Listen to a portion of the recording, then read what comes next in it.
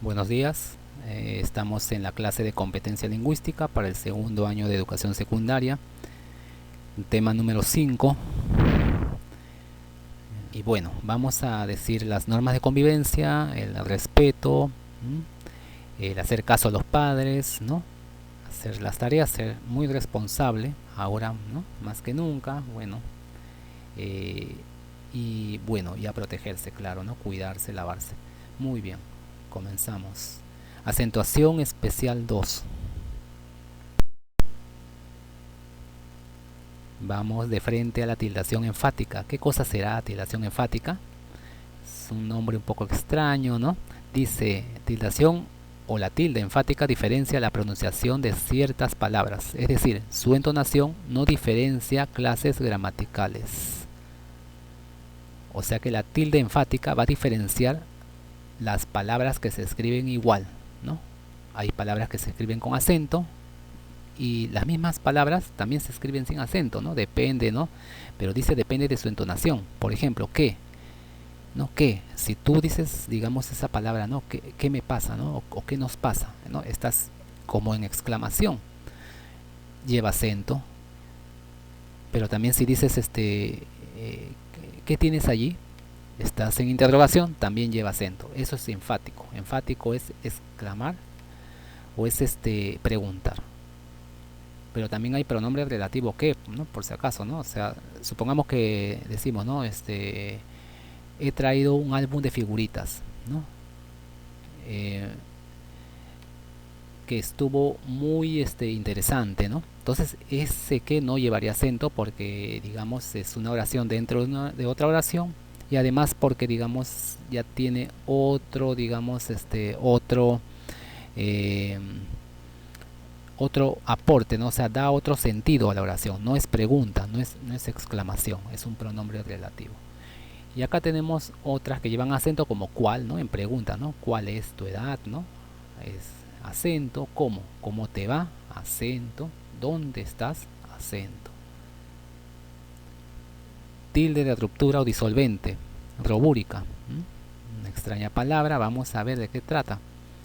Esa tilde se aplica para disolver al diptongo, es decir, se aplica en aquellas palabras polisílabas, o sea, muchas sílabas, donde hay hiato acentual.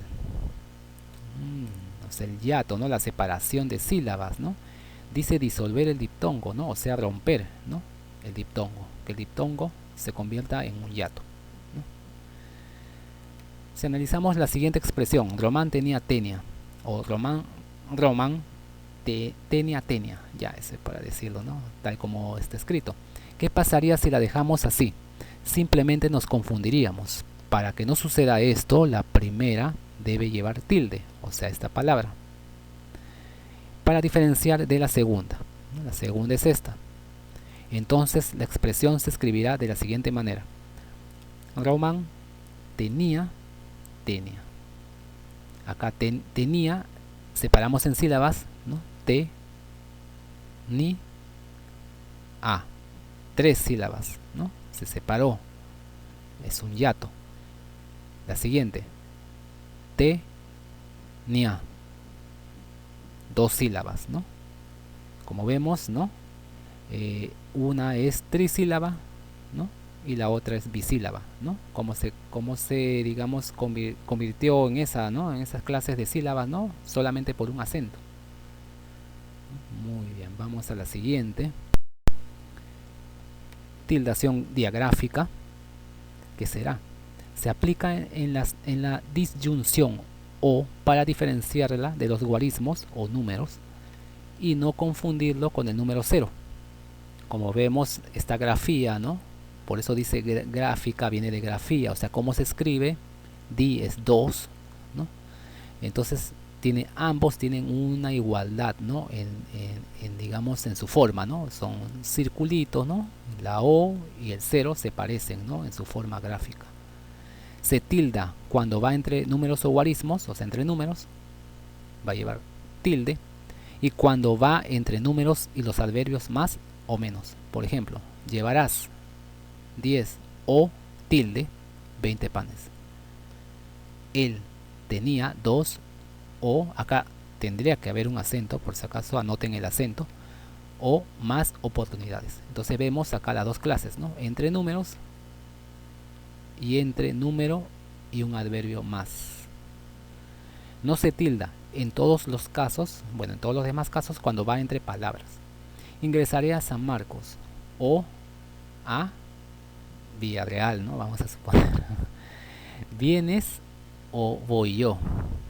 Acá no lleva acento, ¿no? Porque esta o está separando palabras, digamos, palabras, y acá también una palabra, entonces no llevaría acento. Vamos a la siguiente. Bueno, no hay siguiente, es gracias, pero ¿qué vemos aquí, no? Una sorpresita. Vemos una frase, ¿no? Muy interesante, voy a explicar un poquito. Samuel Johnson, inglés, ¿no? Lingüista, crítico. Entonces nos dice, ¿no? El lenguaje es el vestido de los pensamientos. El lenguaje es el vestido de los pensamientos. ¿Qué significará esta frase?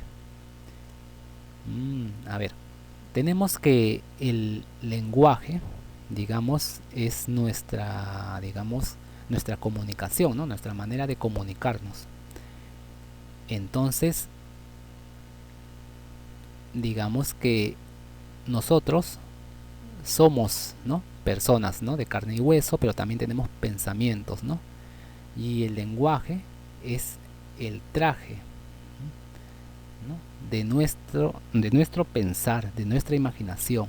Sin el lenguaje no podemos, digamos, analizar las cosas, comunicarnos, no podemos interactuar con las personas, no podemos conversar, no podemos dialogar, ni siquiera podemos ver eh, televisión, ¿no? Porque no entenderíamos, ¿no? Ni siquiera podríamos chatear, ¿no? Porque no entenderíamos lo que está escrito, ni siquiera podríamos ver videos, ¿no? Y menos aún entender la clase, ¿no? O sea, digamos, el lenguaje es lo que pensamos, es, digamos, el traje que cubre, ¿no? Nuestras ideas, nuestros pensamientos. Y en realidad el mundo está, digamos, eh, ligado a, al pensamiento, el mundo, digamos, como conocemos ahora, es producto de los pensamientos, ¿no? De grandes científicos, de grandes biólogos, de grandes lingüistas, historiadores, ¿no?